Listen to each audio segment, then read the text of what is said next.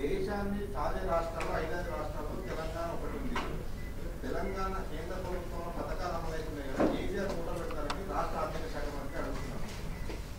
నాకు అర్థం లేదండి. దేశాన్ని సాధే రాష్ట్రాల్లో 5 రాష్ట్రాల్లో తెలంగాణ ఒకటి ఉంది. కాంట్రిబ్యూషన్ దేశానికి మొత్తం నడవడానికి కాంట్రిబ్యూషన్ 5 రాష్ట్రాల్లో తెలంగాణ కూడా ఇన్వాల్వ్ ఉంది. తెలంగాణ ఇచ్చే డబ్బుల ద్వారా వేరే రాష్ట్రాలకు కూడా పోతున్నాయి. కేంద్రంలో కూడా కేసీఆర్ ఫోటో పెడతారని ఇక్కడ రాష్ట్రానికి సంబంధించిన ఆర్థిక మంత్రి ప్రశ్నిస్తున్నారు. ఇది నేను కొంచెం క్లుప్తంగా ఆన్సర్ ఇవ్వకుండా కొంచెం పెద్దగా ఆన్సర్ ఇస్తాను. వ్యంగ్యంగా సినికల్గా నువ్వెంతైనా తిప్పు బాబు, నువ్వెంత కావాలో దాన్ని ట్విస్ట్ చెయ్యి. హిందీలో చెప్తారు తోడ్ మరోడ్ చెయ్యి. విషయం ఏంటి? నేను అదే ప్రశ్నకి నేను ఇంకో రకంగా అడుగుతున్నా. తెలంగాణలో హైదరాబాదు 55% తెలంగాణ ఇన్కమ్కు కాంట్రిబ్యూట్ చేస్తుంది. 55%. నేను ఉదాహరణకి జిఎస్టీ ఎగ్జాంపుల్ తీసుకొని చెప్తున్నా, అప్ టు 50 to 55%. ఆదిలాబాద్లో ఒక ప్రాజెక్టుకి హైదరాబాద్ ట్యాక్స్ పేయర్ ఇచ్చిన డబ్బుతోటి ఇక్కడ నేను చేస్తున్నానని హైదరాబాద్ ఓటర్లు అందరి పేరు మీద నడుపుతారా? హైదరాబాద్లో ఉన్నట్టు ఎంపీ వారు ఫోటో పెట్టి నడుపుతారా? అక్కడ ఉన్న బిల్డింగ్ మీద నీ అది చెప్తావా హైదరాబాద్ ఇచ్చిన రెవెన్యూ వల్ల ఈ బిల్డింగ్ కడుతున్నాం అని పెడతారా? అట్లా ఉంది. అంటే వ్యంగ్యంగా నేను ఎంతైనా అడుగుతా, వెటకారంగా మాట్లాడతా, అవన్నిటికి సరి సాటి జవాబు ఇవ్వు అని అంటే ఇది జవాబు. హైదరాబాద్ 55% మీకు ఇన్కమ్ ఇస్తుందంటే అన్ని జిల్లాల్లో నడిపే ప్రతి కార్యక్రమంలో కూడా హైదరాబాద్ ఎంపీ మీరు కాదు కదా, మరి ఎంపీది పెట్టుకోండి.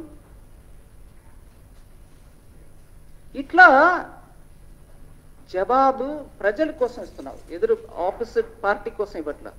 బీజేపీ ఒక ప్రశ్న అడుగుతుంది, బీజేపీకి నేనెవరు ఇవ్వడానికి ఊజ్ బీజేపీ అనొచ్చండి. కానీ బీజేపీ అడిగే ప్రశ్న అలాగా టీఆర్ఎస్ అడిగే ప్రశ్న ప్రజలకి దానికి జవాబు కావాలనే దానికోసం అడుగుతున్నాం. మీరు ఎవరు అడిగినా, మీడియా ఎవరు అడిగినా కూడా ప్రజలకి దాంట్లో ఒక ఎక్స్ప్లెనేషన్ కావాలి. అది ఇవ్వడం ఇవ్వకుండా పోవడం అది మీ ఇష్టం. కానీ వ్యంగ్యంగా ఇలా తిప్పితే వ్యంగ్యంగా ఎవరైనా తిప్పగలుగుతారు.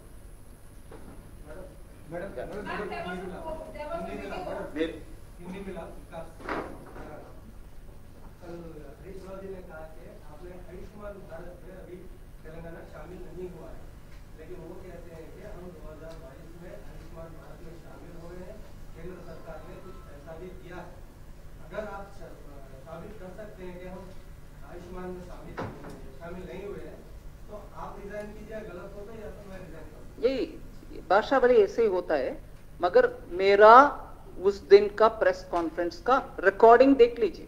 मेरा रिकॉर्डिंग नहीं है, आपका रिकॉर्डिंग ही देख लीजिए. उसमें मैंने क्लियरली बोले 2021 तक, शायद जुलाई 2021 if I remember correct, I said it May 2021. లేదు వారు హిందీ ప్రశ్న అడిగారండి, నేను మళ్ళీ తెలుగులో మీకు కూడా అదే విషయం చెప్తాను. తెలుగులో చెప్పనా? నా ప్రెస్ కాన్ఫరెన్స్ లో నేను ఏం చెప్పాను ఈ విషయం మీద అనేది ఒకసారి శుభ్రంగా చూసుకోమనండి, చూసుకొని మాట్లాడమనండి. దాని తర్వాత ఇంతో అవ్వలు అంత టెన్షన్ పెట్టుకుని నేను రెసిగ్నేషన్ చూసుకుందామండి.